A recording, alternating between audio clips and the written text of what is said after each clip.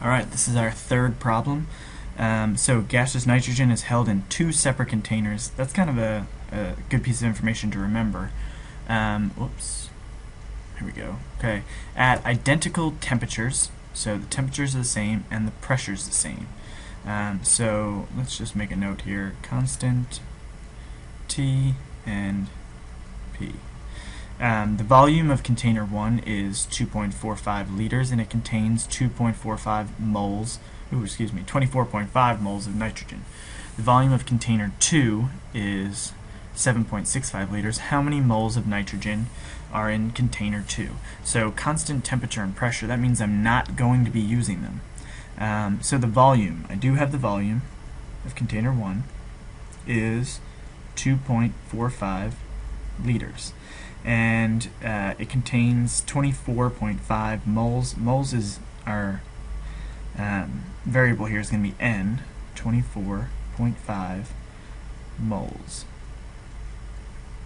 The volume of container 2.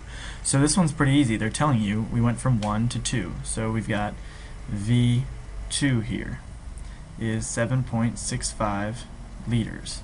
How many moles? Again, this is N, so N2. How many moles are in this container? So that's going to be a question mark. Like before, when I see these 2's and these 1's, I'm ruling out the ideal gas law. I'm not going to use PV equals nRT. I'm going to be looking at that combined gas law, which is P1 V1 over N1 T1 is equal to P2 V2 over N2 T2. And like I said, we've got two constants, temperature and pressure. What do you get to do when one of these variables remains constant? Well, you get to cancel it out. So pressure, I'm going to erase that or just kind of scribble over it. Temperature, both of those are constant. So our equation will be V1 over N1 equals V2 over N2. So let's start filling that in here. I'm going to go over here. So V1 is first. I've got 2.45 liters.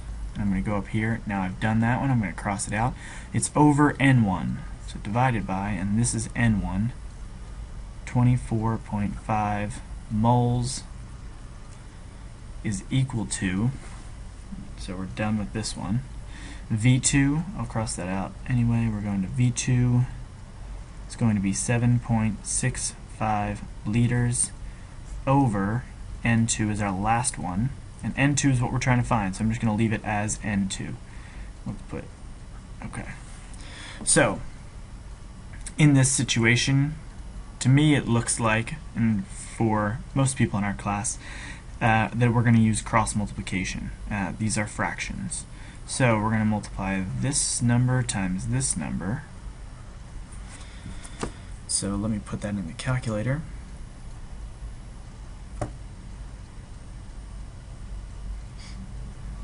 Alright, 24.5 times 7.65 is equal to, so we've got about 187.425, and this is liters, moles, is equal to, so it's this number times this number is equal to this times this.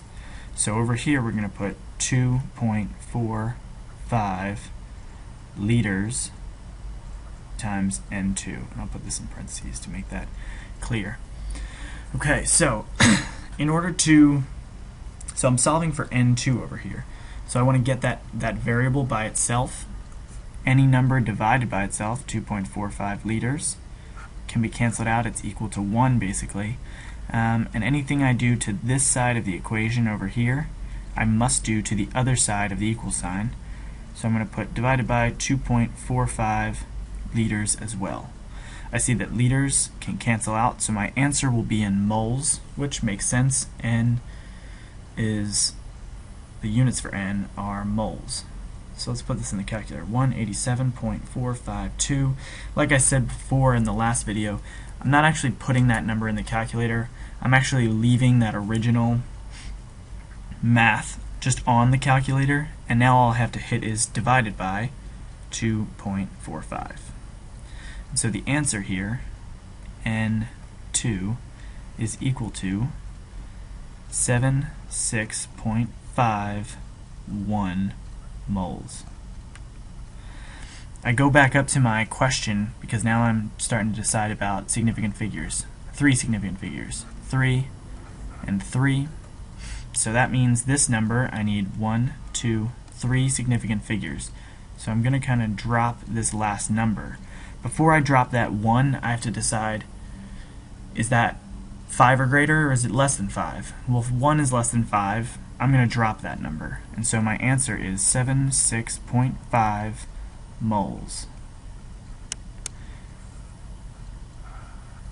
There we go. That's the answer.